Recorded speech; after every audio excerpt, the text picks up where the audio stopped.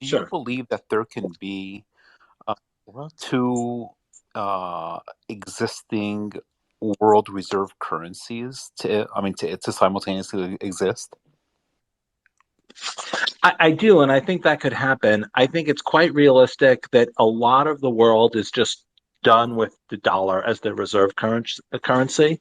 And I think that there's a lot of places that are willing to try something else. And one of my scenarios, and I don't think it's going to play out quickly, but like one of my wild case success scenarios for a digital asset is if countries start to realize that the US dollar is not going to be the reserve currency forever. Other things are going to be the reserve currency.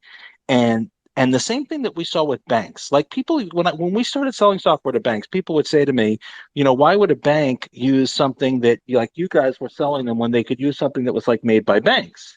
And what they didn't realize is that only like 10 banks in the country on the planet are Deutsche Bank, HSBC, Credit Suisse, JP Morgan Chase, like the ones who would build a system that the entire planet would run on.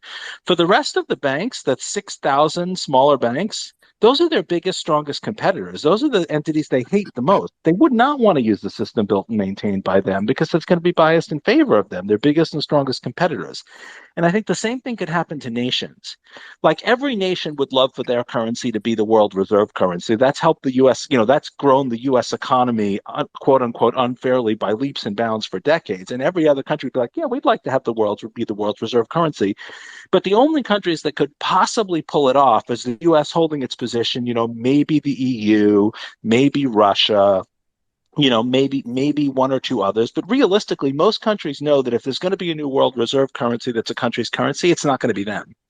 And so they might actually prefer a currency that nobody can control to one that's controlled by their largest geopolitical rivals.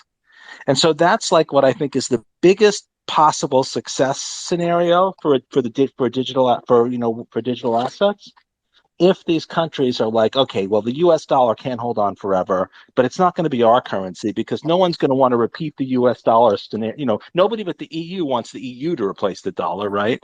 Nobody but Russia wants the ruble to replace the dollar. Nobody but China wants the yuan to replace the dollar. So maybe they could settle on a currency that nobody could control rather than one controlled by their most powerful geopolitical rival. So if you want a success scenario, that's the one that I think is the most likely. But the money question is, how do you get everybody to agree?